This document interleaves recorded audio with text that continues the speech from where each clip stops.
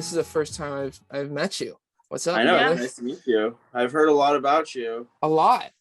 Yeah.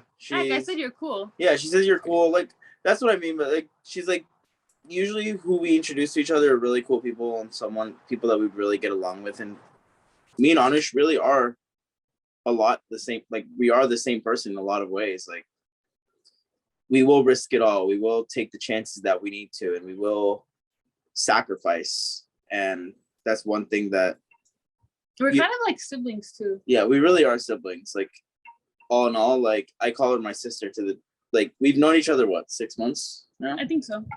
And we literally have a brother-sister bond already. And like, yeah, in just 6 months though. It's crazy.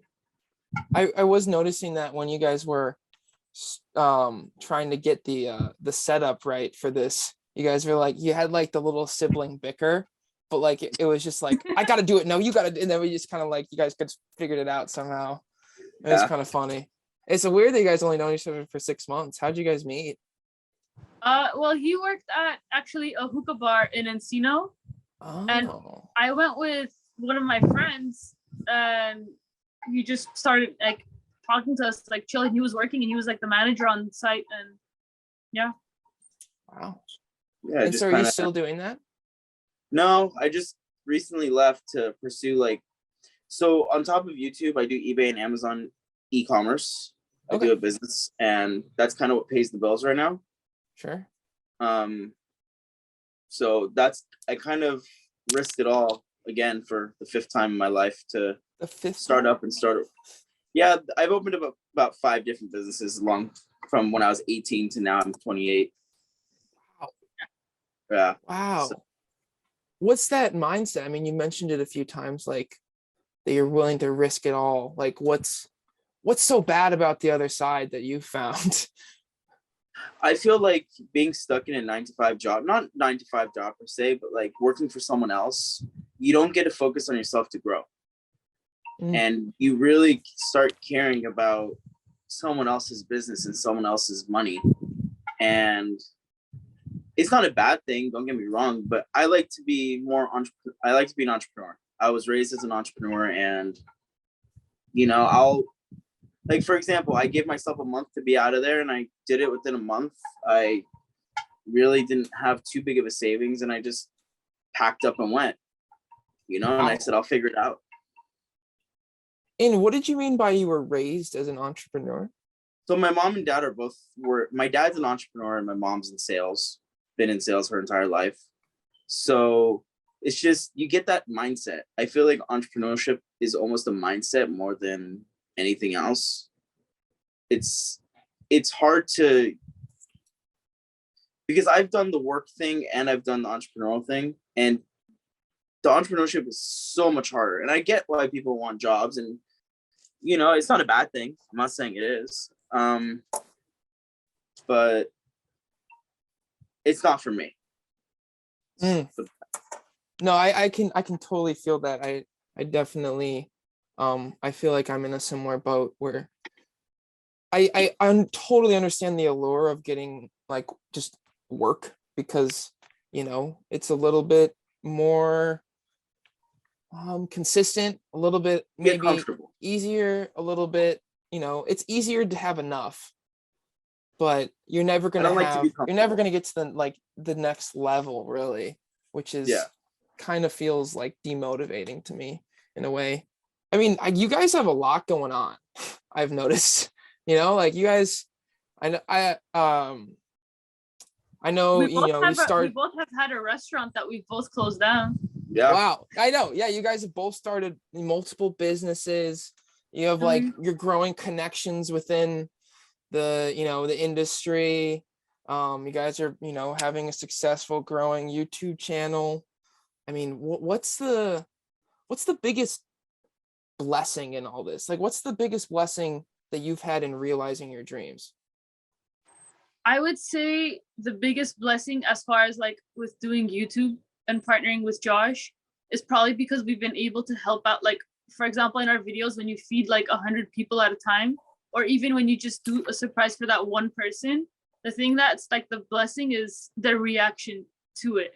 just seeing how like even $5 that you do can really change someone's life in a sense.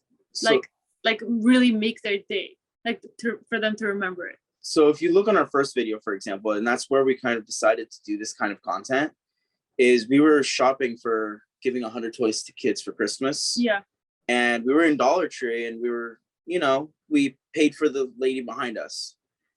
And it's Dollar Tree, so it wasn't more than like $25. No, it was $16. I don't remember how much, but it was like.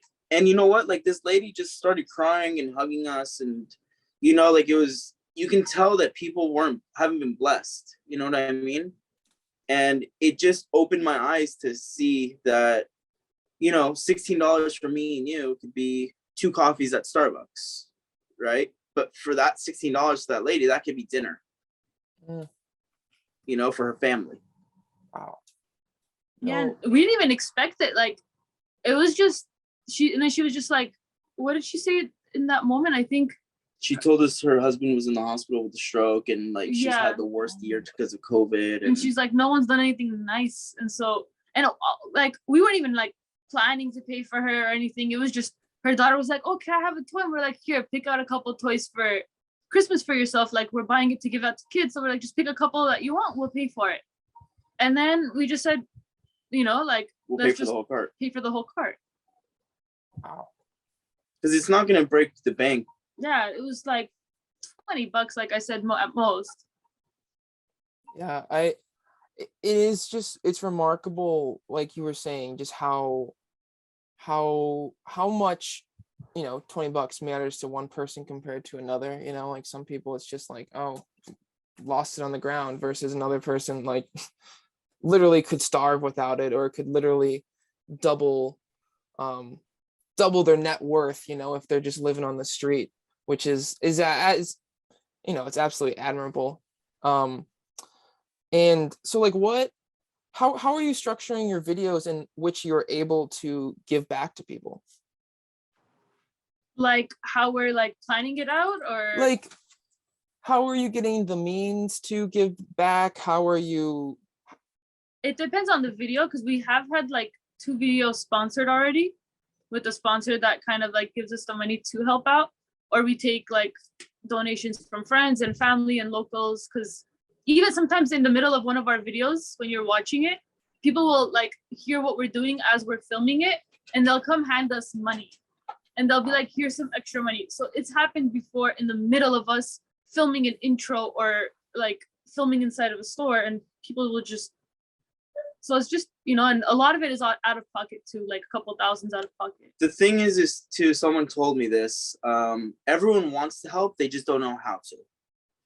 So if we give people an option to help, I'm sure there's a lot of people that want to help, but people don't have the time nowadays. Everyone's so focused on working, and they get so sucked in the routine that they don't think about it. It's kind of like, what was that one YouTuber's name? Was it Jimmy Banks? Jimmy. His name is Jimmy Darts. Jimmy Darts is a YouTuber that actually, he's also does TikTok as well. So basically, he'll have people send him money through Venmo, and he'll take that $500 or $1,000 and he'll surprise someone. Like, for example, help me surprise a veteran, help me surprise a homeless person, help one person a day with like $1,000. So it just depends on like the audience, Yeah. Josh, did you grow up in LA? I grew up in LA, yeah. Wow. So you guys are both, that's crazy. So you guys are both born and raised whole life in LA. Yeah. Because I think there's still a little bit of a different perspective. Like I grew up in the Midwest, so like if you saw somebody holding a camera to their face, people would be like, what the fuck is that guy doing? Versus like it's so normal out there. I think a lot of people knew you because of just like you have like weird connections to like random celebrities. Oh, with me? Yeah, but that was all through the catering company. So because I had started my catering company back in 2017. Yes. And I had started it with the person that I was dating at the time. And we got lucky because he was working at a hookah lounge at that time. And a random customer walked in and said, "Oh, do you guys do like hookah catering and food catering?" And he's like, "I have my own company." And so she called and we did LA and New York Fashion Week through that. And then that was our first event ever within 3 days of owning our catering company. So that was where it was like, whoa, like we don't even have any equipment and we just took this. Like we don't even know how to like do anything. Wow. And so how did you pull that off? A lot of running around for 3 days. That's how it always starts though.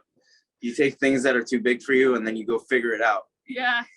And so we figured it out, and then we got even more lucky because we met one of the head managers of Insomniac Events. And so that's like EDC, Rolling Loud, all the main concerts that people go to, like Coachella, whatever. And then after that, we got an invite to go to Coachella for Kylie Jenner's party. Wow. And then we started working with Paris Hilton, and then it just went on from there. We worked with every influencer you can think of at that point. How did seeing how these top level high performing humans, how did you seeing that change your perspective going into your life endeavors? Do you want me to be completely honest? Sure. I realized that everything is not what you see on camera. And I realized that if a person is able to do that and then be completely different in real life, and that comes from a lot of the main influencers I've met that are A-listers that are completely different off camera or in person. And I realized it's just acting. That's all it is. Nothing's real. Really? You'd be surprised. And would you say that is this a significant portion of Hollywood is just acting to be nice to people? No, not being nice.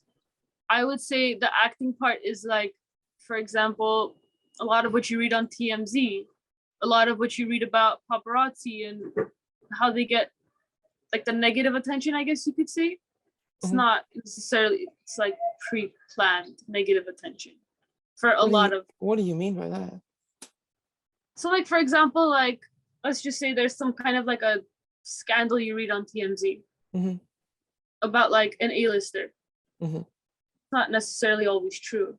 It's just pre-given to them to say that just to give that person the attention to like grow in a sense, like to become more popular. So the A-listers are planting news that is not true about themselves so that people start shitting on them more? Not all. Not all, obviously, but like I know like one or two. Wild. One or two. Has it worked? Is sacrificing that like personal sanity of everyone thinking you did something you didn't, or doing something that's just like shamed upon, worth the little bit more money or popularity? Even bad publicity is still publicity. You gotta remember, people forget after a while what happened. 2 weeks later, no one cares. That's true. Because something else comes out. Yeah. Wow. I am interested in your Armenian roots, you're saying, before this, and just what it's like to grow up in America with parents that weren't born here, and then specifically maybe to your parents are Armenian people. Well, with me being Armenian, I would say, so Middle Eastern parents are a lot more strict than like LA parents, like people that are born here. And that's just because like, it's just the way that they were raised being in the Middle East. So it's like, for example, as like a Middle Eastern female, when you're filming YouTube videos, and a lot of other major influencers can vouch for this as well.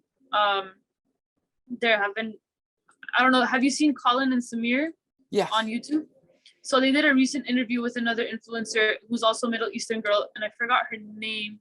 I can't think of it top of my head right now, but she even said the same thing, that Middle Eastern parents, it's like highly frowned upon when you first start YouTube, because they're like, what are you gonna do? Like doing acting? Like what? Like a girl shouldn't be acting or whatever. It's just the way they think.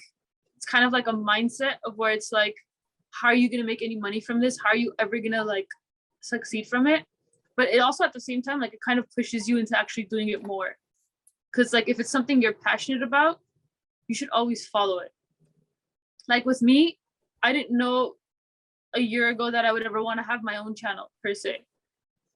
But something about like, and I say this all the time to a lot of my really close friends and people around me, something about holding a camera and just filming, it's just like a different person in me just comes out. Like I'm more mellow and calm in person. And when you watch my videos, I'm more like loud and excited and hyper. And it's just like a different kind of joy it brings, knowing that you're making some kind of a difference. And it's like when you find your passion, it's not work at that point. You're having fun. Yeah, that is beautiful about it. Where does the hesitancy of Middle Eastern parents, like where does that come from? What part of that culture is kind of breeds that in a way? Honestly, I wish I knew the answer to that. I'm not necessarily sure what kind of like makes them that way, but like it's just how they are. And a lot of Middle Eastern girls can say the same thing. Like even sometimes when we're filming and it's like 11 o'clock at night, my parents are calling me nonstop. Really? Like nonstop. Like, and I'm 27 years old, Oh my but they'll God. call me like 20 times and they'll be like, when are you coming home? Like it's 11 o'clock at night. I'm like, I'm filming what? Like, and like we could be in the middle of like filming something inside of a studio. It's just, man, it's annoying. And at the same time you want to move out and they're like, but you can't move out until you're married. Like their mindset is just a different kind of mindset. Really? So Yeah. have you lived at home your whole life? Yeah. And like I want to move out, but it's just a matter of like how. I've brought it up multiple times and they'll constantly be like, no. So is it less so the financial aspect and it's mostly just familial like relations with your? Yeah, it's less the financial, it's more the familial relations for sure, because it's like as a Middle Eastern girl, if you move out and you live on your own, most of the times it's like you would get like pretty much in a sense not necessarily cut off from your family, but it's kind of like a negative perspective from them about you. In what I know it's I'm trying to wrap my mind around it, but like just what is their point of view on it? I think the point of view of a Middle Eastern parent, because I'm Persian as well. Okay, so awesome. Yeah. So the thing is Middle Easterns are always raised as you have to be a Persian, a doctor, an engineer, a lawyer, something higher like pay and higher like something that, oh, my son's a doctor, my son's an engineer, my son's a, not like I was a chef before I even started all this. Ooh. Yeah. So when I wanted to go to culinary school, I got talked so bad upon. Like they're like, oh, you want to be a chef? Chefs are nothing. And you know what? I did it and I loved it. And I realized the only reason why I stopped was I did get a couple, I worked a lot of hours. I didn't see family. I sacrificed a lot. I got gout and vertigo a couple times. Gout and vertigo. Gout is pretty much because I was eating so bad that what happens is all that food like crystallizes. There's something called uric acid and it crystallizes in your joints from the foods that you eat. And I feel like me working 18-hour, 16-hour days kind of screwed up my health a little bit. Oh, for sure. Yeah. And I also got vertigo 2 or 3 times. I don't know if you know what vertigo is. It's like dizziness, right? You wake up and the room is spinning. Oh, God. Yeah. So that's no fun. Just go back to bed. It's a bad dream. You can't. That's the problem. You can't even close your eyes because the room spins more. Yeah. The room's spinning when your eyes are closed? Yep. Oh, your head is spinning. So I think after those couple instances, I decided that I was going to figure it out again. And I opened up my e-commerce business. And then from there, kind of, I made a lot. I did really well for myself. And then everything crashed again after COVID. So Yeah, it's just been an up and down battle. That's what it is, man. How did you get into e-commerce? I feel like a lot of kids are like, well, this guy on this ad before a YouTuber I watch is like, you need to do e-commerce now. You're gonna make so much money, like all this shit. Like, how did you actually do that and like navigate all the bullshit? Believe it or not, I started with $0 selling e-commerce. So I went to Dollar Tree and took pictures of items and I sold it for an upsell. So from the profit there, do you know what hubcaps for cars are? Yeah, yeah. Like the things that are in the rims that show the logo of the car. The like plastic part, like kind of silvery. Yeah. Yeah. So I went to Sun Valley and started buying those, cleaning them up, reflipping them for a profit. They would be covered in grease and grime, and I'd be covered in grease from finger to shoulder, right? Oh my God. And I'd be cleaning them 12, 14, 16-hour days, posting them, taking pictures. From there, I walked into a store. Remember how all the GameStops were closing for a while? Sure. So all the money I saved was about, I don't know, a couple grand. Closed up a couple GameStops. I met some people that were closing the stores and I started buying some inventory. From there, they called me. They said in height of COVID, like March 2020, they said we have 8 GameStops closing all around California. Wow. They didn't get to do the normal process of closing. You know how stores close for like 3 months before they close? So what I do is right before they close, I go and buy up the rest of the stuff, whatever it is, for pennies on the dollar, like 5% of what it costs retail. Wow. But they didn't have that because every store was closed. So I went into 8 full stores with about 8 different U-Hauls with 8 different people all over California. Oh my God. and he still has a lot of inventory. Between San Diego and past San Francisco, we had people picking up inventory. Wow. Yeah. And you were saying you still have inventory? I still have inventory to this day, but it's about a 10th of the inventory now, but the 10th of the inventory is still enough to fill an entire store. Oh my God. So what did you do with all of that stuff? Believe it or not, everything is in my homes. My dad's home, my mom's home. We live within boxes, and that's how you start a business. You have to sacrifice, you know? Wow. Like I sleep on a couch. Because the bedroom is full of boxes. So how many dollars worth of inventory did you have? And then so have you turned it into a profit since then? Yeah, I've made profit. I've made my money on it, but it's just, I can either do it the lazy way and sell it all fast and sell it to one person and make very little, or I can sell it retail and make quadruple the amount of money or 5 times the money. So that's kind of what I'm planning on doing. And all that, whatever I sell is going to be start funding some of our YouTube videos as well.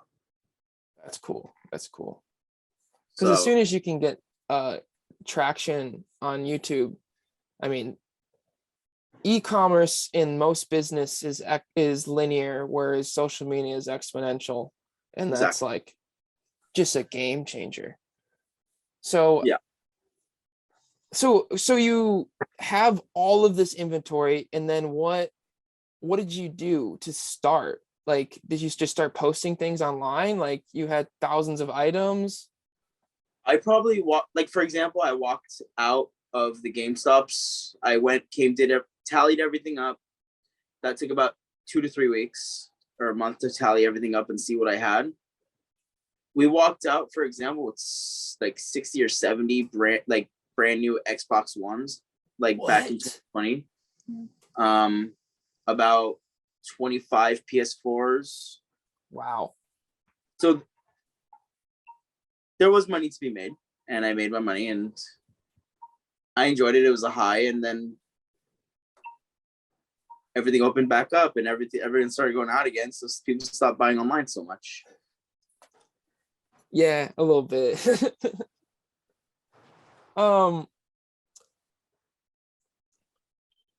I wanted to hear a little bit about the TV show more. The thing that I'm gonna end up doing for production at some point. Yes. So I was telling you that. So basically, not a lot of people know that, you know, me and him are working on a studio space out here in Huntington Beach. So, you know, he chose to leave LA, I chose to leave LA, we chose to come out to Huntington Beach.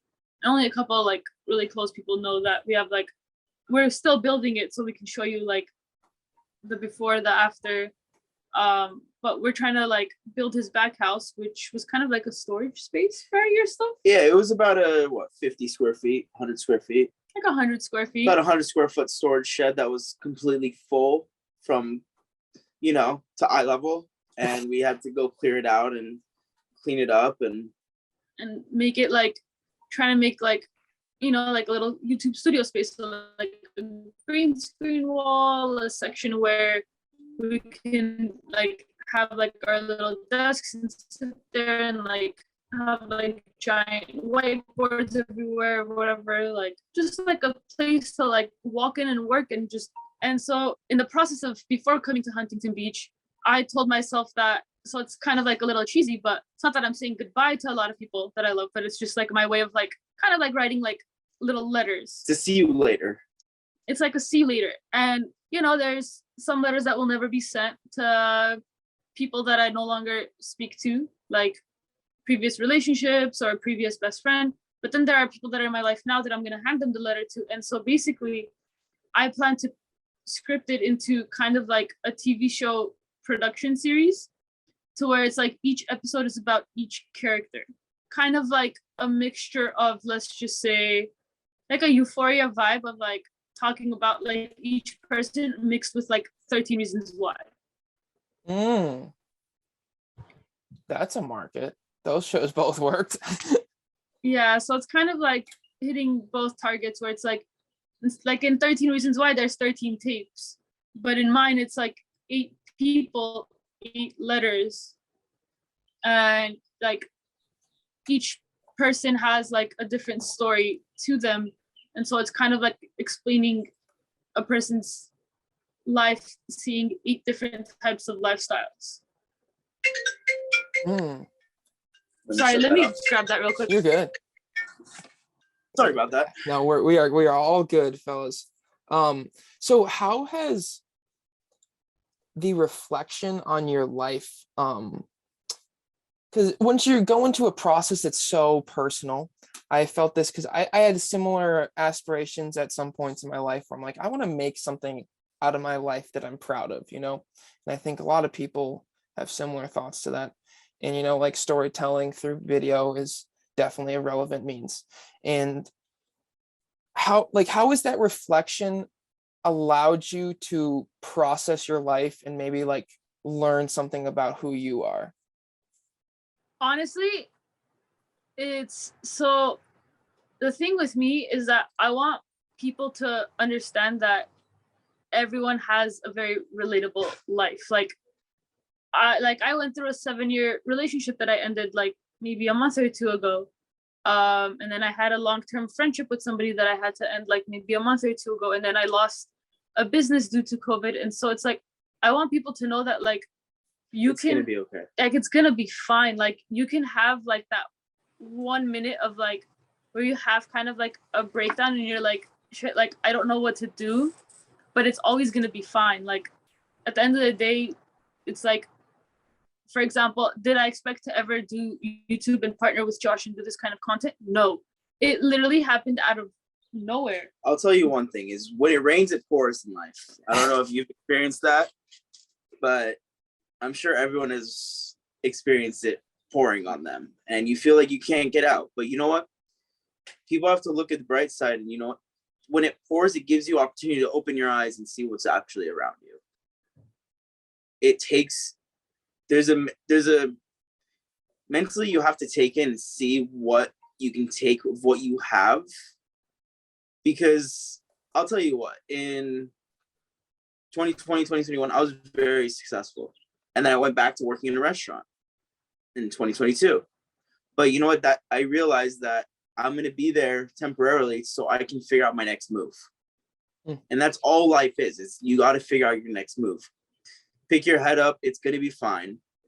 And through my work, I met Anoush. And yeah, it was like completely unexpected too. Like, I just walked in there one day and I was like so bummed out over like having to lose my restaurant and everything. And because I had a restaurant during COVID, we were doing good in like 2020, 2021 was okay. And then it started to go really, really downhill towards like mid to end of 2021. And then we just couldn't do it anymore. And then I was like, you know what? Like, I really want to like get into filming because, you know, I was already kind of like filming in a sense. I had some YouTube videos that I was posting on my own, but I wasn't really like fully like into it. I was like in and out, in and out. I joined, you know, Creator Now with Eric, which is I think where I met you too. I think so, yeah. You got sidetracked a lot.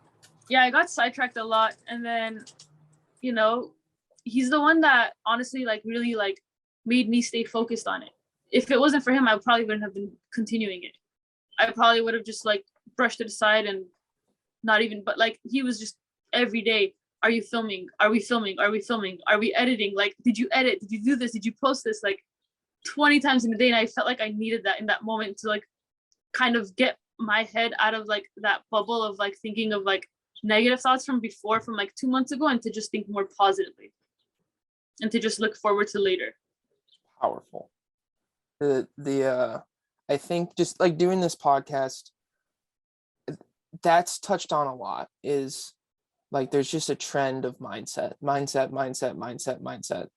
And if you're thinking negative thoughts, you're going to attract negative energy and you're not going to fulfill yourself. And I think it's hard to get out of that rut. Like when you're saying it rains, it pours. When it's pouring, like you don't want to get up early. You don't want to, You really go don't. work out. You don't want to work the 22-hour days, 20-hour days. No, you don't. You don't. But you got to push through it. You gotta just do the shit. That's a lot of people just keep saying that, which is weird, just like a theme. Just sometimes you just gotta do the shit. You gotta do the shit. And I think we've all been there, but like what usually helps me is if I'm like down in it, I'll try to do something. Like I'll just try to do one thing that's a little hard. Like, and sometimes a little hard is like going and walking around the block, like you're just feeling really down in the dumps. Well, sometimes a little hard is doing editing for 5 hours, or something's really hard is like being really nice to your family. Like, but once you do that thing, everything else just feels so much easier. And there's this book that somebody was telling me about called Eat the Frog. And so the idea is, if you started out your day by eating a frog, most likely there's nothing in your day that's going to be worse than that. So like everything else is just going to feel like you're running downhill. Yeah. I think it's a powerful mindset. Another thing that like I always say is that like, even if you're going through like a negative like moment, if like people are like upsetting you, or if like people are like, talking down to you, like, when people like have a habit of putting you down from like something that you want to do, and there's people around you that will turn around and say like, I don't think you can be successful at it, or whatever it is. At the end of the day, it's like, I always tell people, I'm like, take that, because I've had that told to me by multiple people in my life. So I just kind of like took that as kind of like the inspiration behind really pushing hard at YouTube, because a lot of the people that like I really loved at the time would say that. And so, and I'm not like, I would never be upset over that, because at the end of the day, that brings you to grow into what you're meant to become. So it's also those people that you have to think are the biggest blessing in your life. I'll tell you what, the people that tell you can't make it are more motivation than anybody else in the world. Yeah. That actually that happened to me in the very beginning of doing the podcast. I mean, I started doing this like maybe like 6 weeks ago or something. But I just kind of like went all into it. But right in the beginning, I asked like kind of an old buddy if he wanted to come on the podcast, and he just like straight up said no.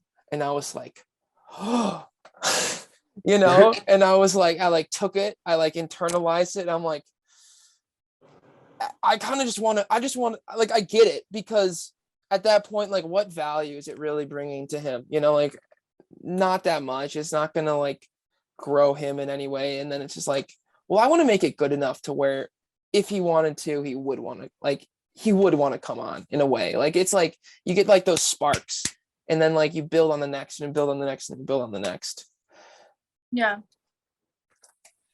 You guys, I mean, like you said, you've lived in LA your whole life. Now you're involved in like some may call the industry. How have you seen the power, the success stories, the money change people? I mean, like, as far as like being an influencer, it just depends on you know what it is, it doesn't change you, it brings out the real you. That's what I say. So if money makes you into kind of, what's the right word to say without cussing? You can cuss if you want. I don't know if it's like your podcast, but like for like, if if you bleep it out, but oh no, you can like, say whatever you want. If someone's gonna be a bitch to somebody, if you're gonna talk down to somebody, if you're gonna mistreat somebody, that's just been your character the entire time. So the money just brings it out more in you, to where you're more confident to be full of yourself. But like, if you also have money, there's also a lot of people that like, you'll still be humble. Like, for example, our sponsor. Yeah, like our sponsor, for example, he's super chill guy, like, and so it's just like, and he has a lot, like, the sponsors, obviously they have money if they're able to sponsor a video, if they're able to, for such a small channel like ours, we're not even like someone important to have like 100,000 even followers for me to be like, okay, But it's like, you just have to think, like, you just have to always remember that everybody started at the same place as you. You're no better than everybody around you. You know what also I think of is, you don't all start at the same place, but you all end up in the same place. Yeah. What do you mean? We all share the same grave size in the future. We all end up 6 feet under, right? Or cremated. Wow. So. Yeah, no, it is for sure. Like, it doesn't matter how much money you have. It doesn't matter if you're the richest man on earth. You're still going to end up, no amount of money can buy time. No amount of money can buy happiness, or no amount of money can buy, what was I going to say? Even a longer life to live. Yeah, exactly. A little bit, though. You get diagnosed with stage 4 cancer. Yeah, that's true. Yeah, it doesn't matter how much money you have. Wow. Yeah, you can go to sleep and have a heart attack that night. Dude, that stuff has always affected me. It's like, just like the idea that out of my control, I could just die randomly and like without even knowing that. Yeah, but as long as you just kind of live your life to the fullest, you know what I mean? Live your life to the fullest every single day. Take the risks. It's worth it. It's, you only get one life. You only get one chance. Make it count. If you died tomorrow, would you be fulfilled and happy with your life? I would be happy. I wouldn't feel fulfilled, but I'd be happy because I would wanted to achieve a lot more. Yeah. I don't know. I'd probably be like, at least let me say a couple things to a couple people before I die, and then I'll be like, all right, we're good. Wow. But I guess that's kind of why, like, you hold the people closest to you close to you every day, and you just always make sure they know that they're cared for no matter what. Yeah, I that's a big thing with me, is like I want to always leave a situation or like a relationship or interaction positively. And so like in like my relationship, like, you know, if we get into some kind of bicker, like I don't want to leave the conversation a lot of times until like we've at least come to some kind of like settling point. Because just like, I don't know, once you break ways, then all that you're basing on is like thoughts and like not the actually what the other person's saying, and you start misremembering things and like building sides, and then it just kind of gets kind of bad. So Get into just your like, own head. yeah, you can pretend people said way worse things than they actually said, you know? No, I'm definitely the type that like I'll have the same conversation with a close friend or someone close to me 100 times, even if it means arguing 100 times over about the same thing over and over and over again. And that's just because I want to make sure that like we come to some kind of understanding. If I care about you, like if I truly love you, like I would make sure that there's like no bad blood. Like I would make sure that there's always my number one thing is like a mutual level of respect. So it's like, whether it's a difference in opinion or whatever, doesn't matter. Just make sure you come to an understanding to where neither of you are ever mad. Because I always try to hold the people I love with respect in my heart. So if I lose respect for a person, that's when you know that like that person has like no chance of like ever talking to me again in that sense.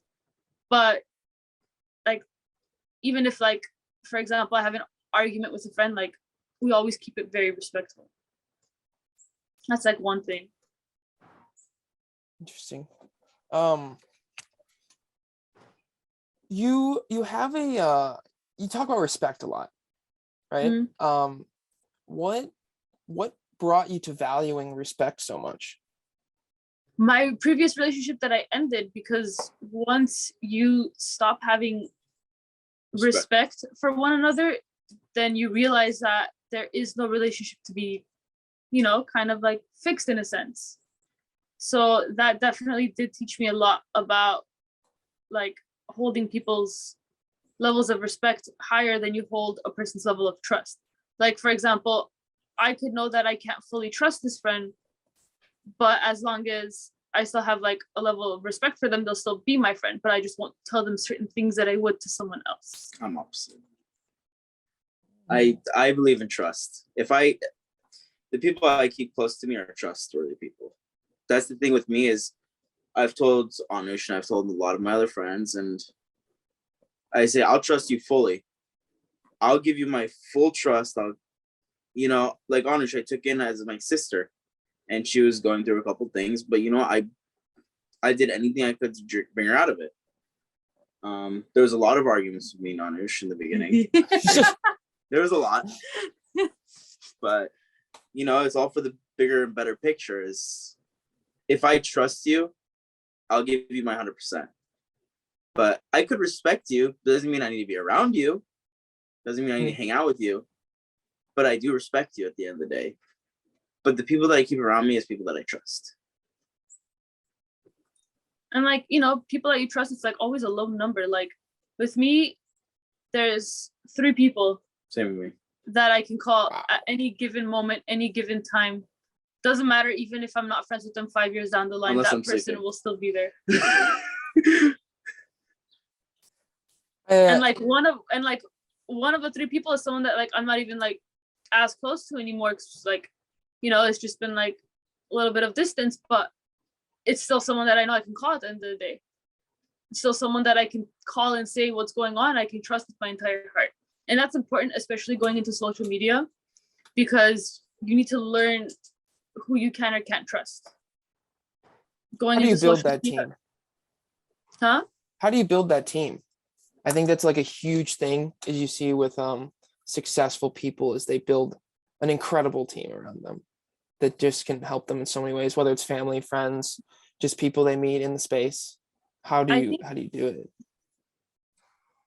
I don't know. That's a good. The thing is like with me, for example, is all these people and friends and even family that I call my friends, because I don't believe in the whole, family is blood and you have to respect your family, and because I've had issues with family and stuff like that. So my friends that I keep close, I consider my family, and they really treat me like their family.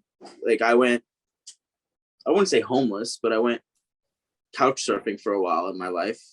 And one of my friends took me in for 6 months, 8 months. But when me and Anoush started the YouTube, is every connection of his and every connection of mine became each other's connections. And I feel like with those people, you just work off them and who your friends that you call family trust and stuff like that. And you'll meet a lot of people that way. You'll meet a lot of really, really important people and a lot of people that know different things and you can learn from. So everyone has a different way of looking at something.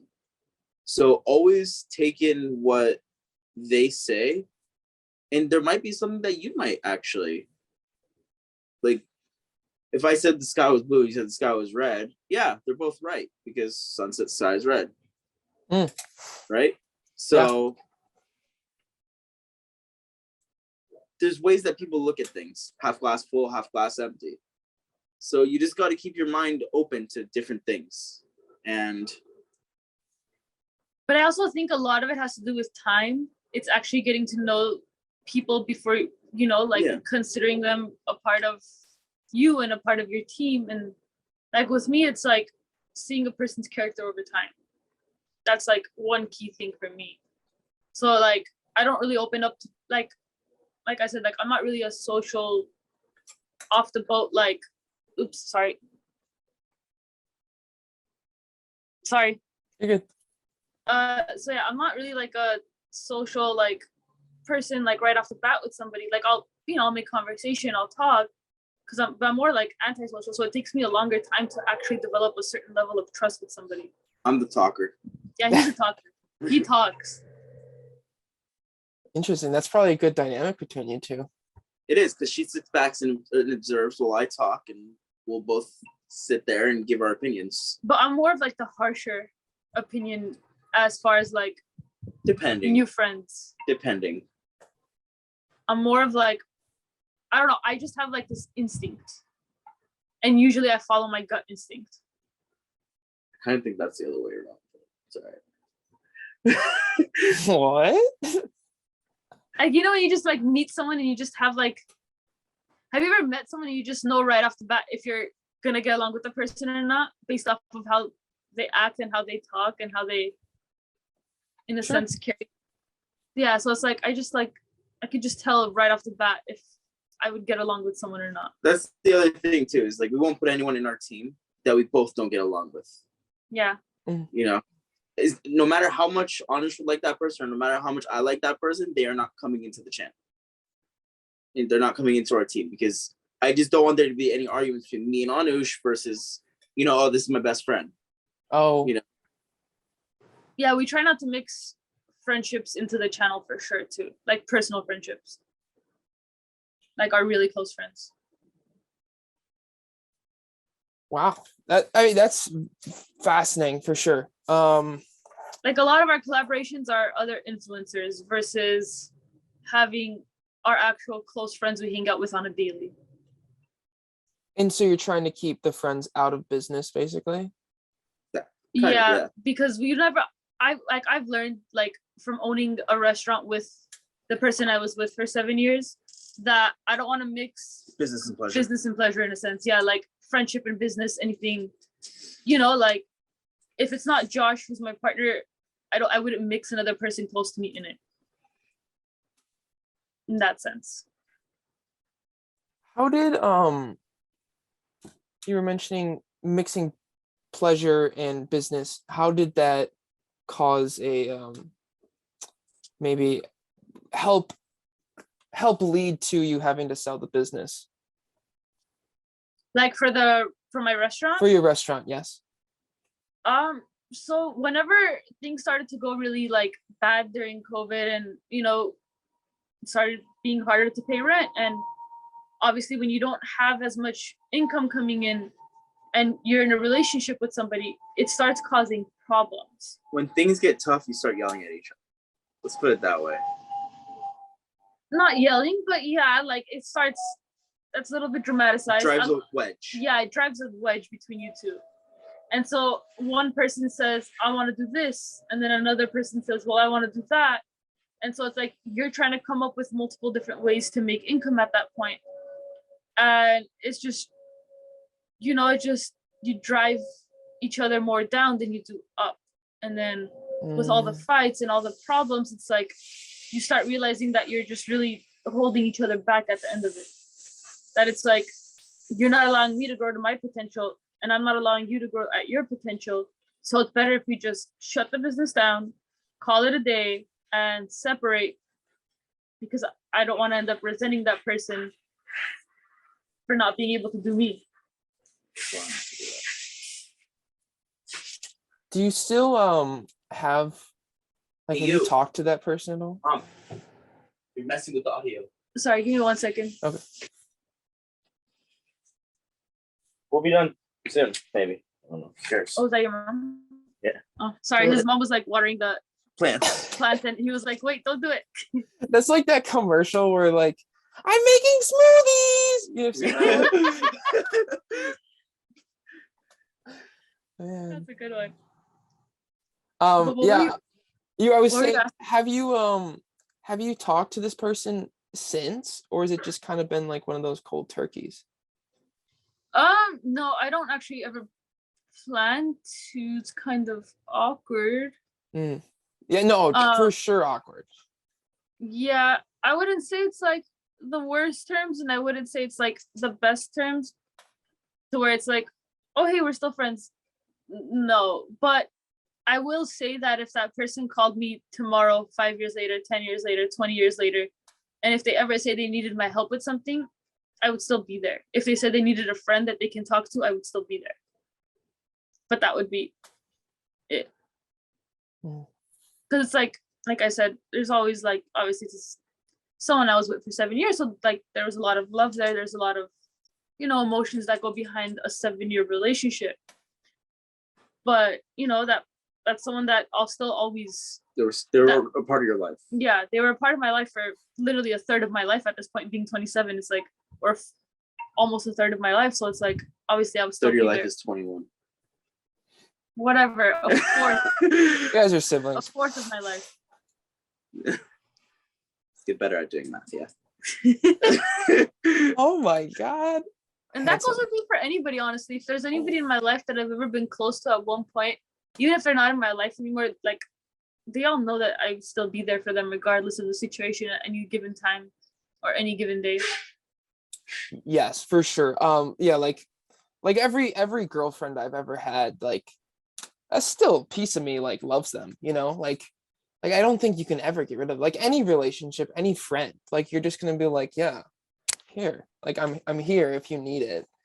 And yeah, I don't think it's healthy even to get rid of that, you know. Like I feel like it'd be kind of like, it's like getting rid of a part of yourself. So that's why yeah. I feel like you have to go through all of those emotions. You have to allow yourself to get hurt. You have to allow yourself to be vulnerable in order to grow. And you have to accept that each person in your life teaches you something new.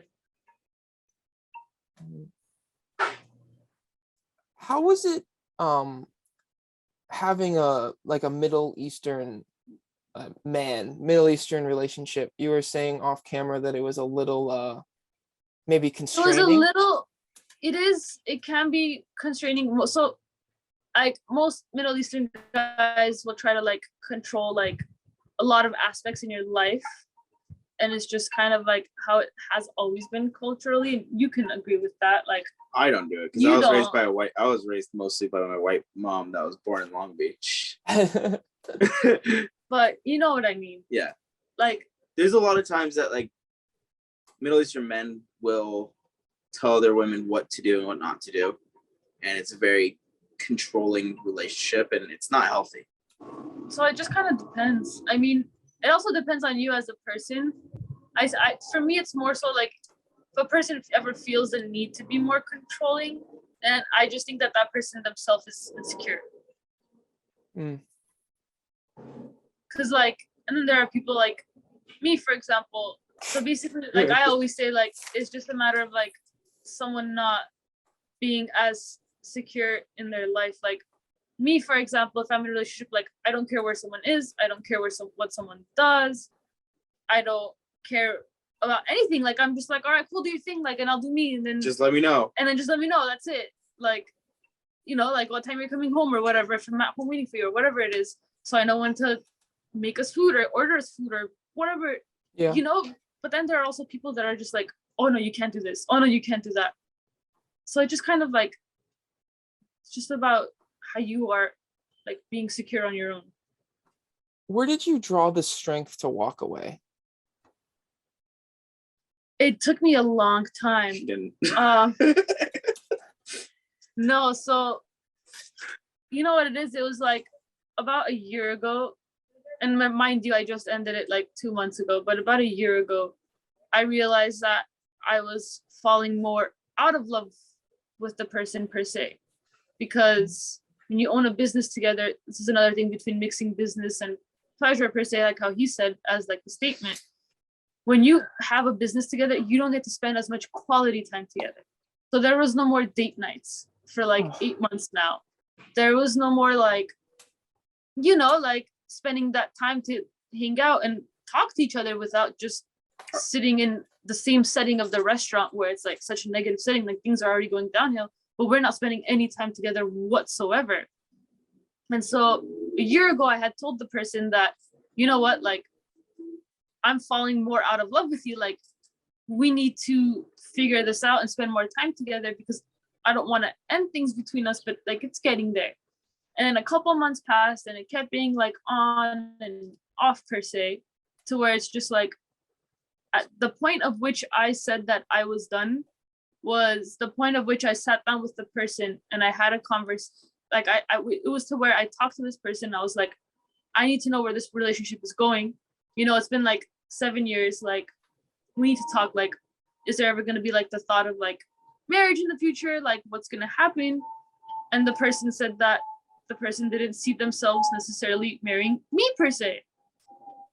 And so, you know, that's when I was like, I respect it that, you know, a person can be honest.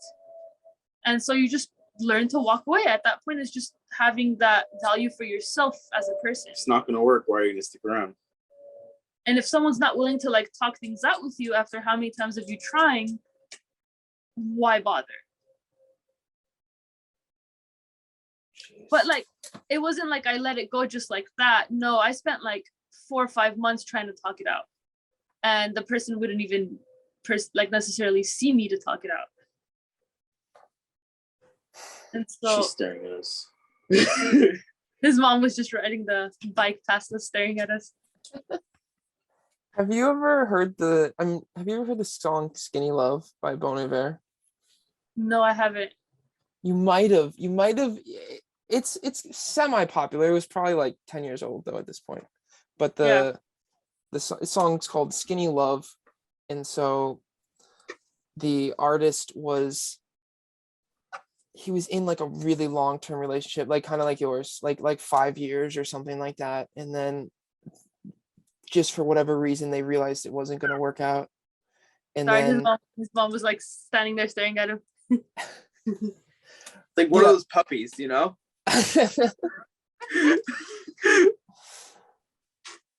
Man, anyways, but they were they were kind of realizing that it wasn't going to work out, but they were both too scared to end the relationship for like that fear of the unknown. And so she's allergic. He actually hit his mom. She just flicked him off. Sorry, Josh, stop. I'm sorry. But so you were saying it was a song and he had like a relationship like anyways, yeah, so eventually they had a nasty breakup, and then he goes out into the woods for 6 months in Wisconsin, like completely isolated, and then he comes out with like on his first album and it blows up and he goes crazy and like Skinny Love. There's the song, the album's for Emma forever ago. but it's pretty good album. I would highly recommend it. I should hear it. You Do you should. remember? Or should we write it No, down? I remember it. Okay. Got I it. can always Skinny ask him to. Love. Honestly, like speaking of songs, like a song that is always gonna be relatable to me, is a song by my favorite artist. Everybody that knows me, if you ever listen to this podcast, by the way, I expect a phone call. Selena Gomez, like anytime, like. But so I always say that like that's one person that her music I find highly relatable. Some of them.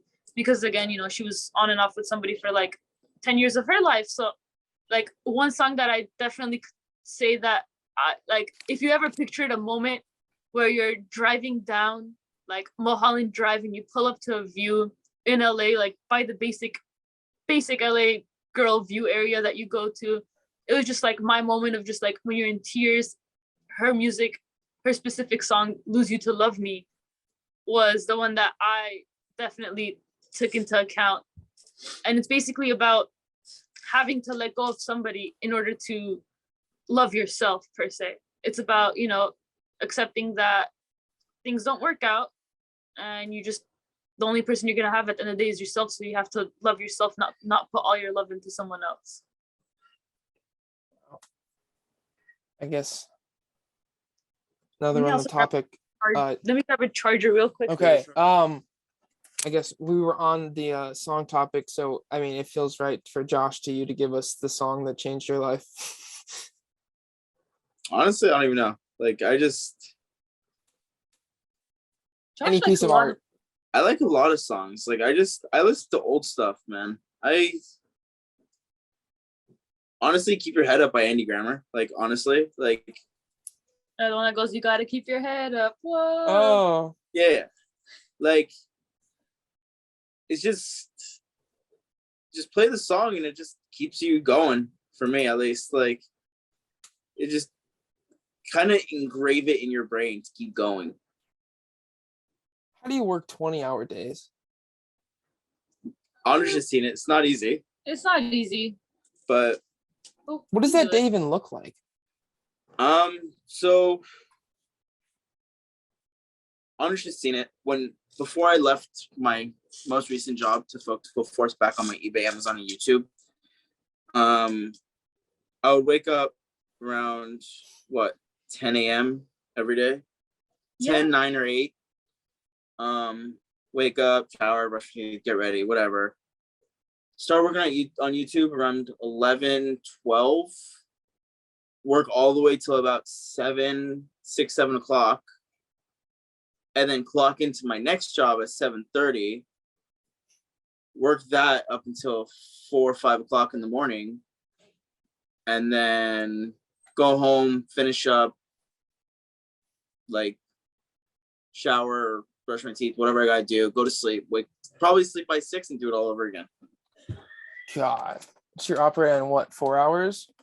Yeah, So 3 to 4 sometimes 5 or 6. Sometimes there's been shoots that I literally I went straight from work to shooting. Yeah, and it was actually really funny because sometimes there's also shoots that we make it look like we're both there the entire time, but like I'll have to leave to work like literally 15 minutes into the shoot, and so we'll just knock off like scenes that like it's like me in it like really quickly right then and there, and then he'll do the rest of the shoot the whole day, or like vice versa. She pretends. Yeah. Not necessarily pretends, depending on the video, but like I'll film my part very quickly sometimes because you know at the end of the day you have your regular job too. We're not relying on YouTube right now. Like we want to be, but we can't yet. how do you balance the unknown if it's going to work? That's the part of the risk in being an entrepreneur, right? Yeah. It's either, you know what it is? We told each other that once the studio is done, and we're starting to post regularly every single day from Tuesday. Every day? Every day, starting Tuesday. Between shorts and videos and TikToks and Instagram reels and we want to Facebook do reels minimum 5 shorts a day in a video. So wait, so you're gonna make 5 shorts a day and a video? Video 3 times a week. Yeah, 3 times a week, but like long videos. Holy cow. And so we told each other that we're gonna put everything in our lives aside for 6 months. If in 6 months we don't see the progress and the goals that we want, then we don't know. But I mean, we've only done it for 1 month, and we kind of like honestly like half-assed it in a sense where it's like we didn't like really full force go at it. So if in a month we were able to generate 100,000 views on YouTube and about like 2.5 million on TikTok, I'm pretty sure if we did it for 6 months consecutively, every single second of the day, I don't see why we shouldn't have at least 100,000 followers. And that's the thing too, is, you know, we really do want to focus on the feel good content and the things that make people, but right now the funds don't really allow that, you know? So we're going to have to do what we have to do in order to get to that point. But our roots are going to be feel good content. It's until we have that set of income from YouTube that where it's like, okay, we can fund videos of giving back. We're going to have like other content thrown in our channel for now as well, because it's like, it gets expensive. Like, oh yeah. $1,000 to $2,000 of videos where we're at right now being a small channel. So can you imagine like you're spending $1,000 to $2,000 a video? Like our McDonald's video was $2,000. 2,500, yeah. What? We fed 100 homeless people and gave care packages to 100 homeless people. Where is that coming from? That one was sponsored. But then there's also the video where we did 100 Christmas gifts for kids. That was $400. And then we had the video where we did so we partnered with like a church company, whatever. That video was about $400 because we bought 8 pallets of food. And then we have another video where we basically surprised this couple for Valentine's Day recently, and we give them like a trip, a dinner, a glam squad, everything, like fully surprise them with the vacation money behind it. So that was like almost 1,500. So it just depends on the video, like, but I think our cheapest video has been about $500, 400 to 500. Jesus. And so yeah, it's hard to take that step back, but it's something that we're gonna have to do in order to survive. And also, like, from that budget, you have to consider that there's also paying for someone to come film you, paying for a camera person. There's a lot more behind the scenes than people really see. Yeah. Believe it or not. And so where's all this going? Like, what's the ultimate dream? Biggest creator on the platform. That's a goal. Yeah. I mean, I would be second to Mr. Beast.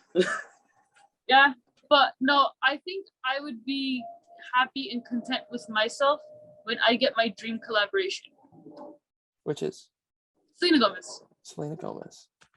Well, that's Selena, when I'll be hopefully. Like, the day I get that is the day I'm like, okay, I made it. Oh, so if I found her tomorrow and collab with you, you feel like you made it? Yeah. Would you just stop then? Yeah, you just stop? No, I keep going. I like it. No, I don't think I would ever stop. I don't see myself stopping no matter how big it ever gets. I think it's kind of like an addiction. Like, you just want to go higher and higher and higher. Like right now, we're going to pass 1,000. But then I know in 3-4 weeks from now, we're going to hopefully be passing 10,000 because of the consistency and the videos that we have lined up. I'm pretty sure, you know? We also have a TikTok trend that we're trying to do is we're feeding a homeless person every single day until Mr. Beast helps us feed 10,000. Yeah. Oh, wow. We've had a lot of traction from TikTok from that. Like, most of our videos for that get like 40 to 50,000 views each TikTok that we post. Because you see a lot of dumb trends on there, like, oh, until someone gives me a Tesla. Like, no, you don't need a Tesla. Why don't we turn it into something good and let's feed a homeless person every day until he helps us feed 10,000. And we've been purposely using Jack in the Box food for that. So we would go Jack in the Box, order like chicken sandwiches, whatever it is, to give out to the people. So that way, whenever that video comes along and Mr. Beast is talking to us, we want Jack in the Box to sponsor that video for 10,000 burgers and have Mr. Beast help us on it. Like, the thing is too, is even our TikToks cost money. Yeah, like $5 each. Yeah, $5 each times 100 TikToks. Yeah. Oh my God. That's madness. Yeah. Well, I wish you guys the best of luck with that. If you were, okay, lastly, I feel like most people give advice to their past self, what would you tell to your future self? My future self? If your future self was watching this in 2030, what would you want them to know about who you are right now? I'm proud of who I am right now, actually. I would tell myself to stop being such a sensitive bitch. Honestly, that's my one thing I would say. I would be like, in the future, I plan to stop being so emotional. Yeah, you're kind of a crybaby. I am. I'm a softie. I'm a major softie at heart. Oh. Yeah, grow up. That's what I would say. I would definitely tell myself, like, toughen up, stop being a softie. Awesome. Well, thanks for coming on, guys. It's been an absolute pleasure. I wish you guys, I wish you guys the best of luck. I feel like through each one of these that I do, I just like have a new person to cheer for, or people to cheer for, and that's super cool. So thank you for having us on, though. Yeah. You know, like, we wish you all the best with your podcast too. But let me ask you though, what would you tell your future self? Yeah, we had to tell you. What did I tell my future self? Oh man. Oh, no one's ever flipped a question on you, huh? I just thought of that question like a minute or 2 minutes ago. So, future self. It's tough the other way around, isn't it? It is tough. No, for sure. I would tell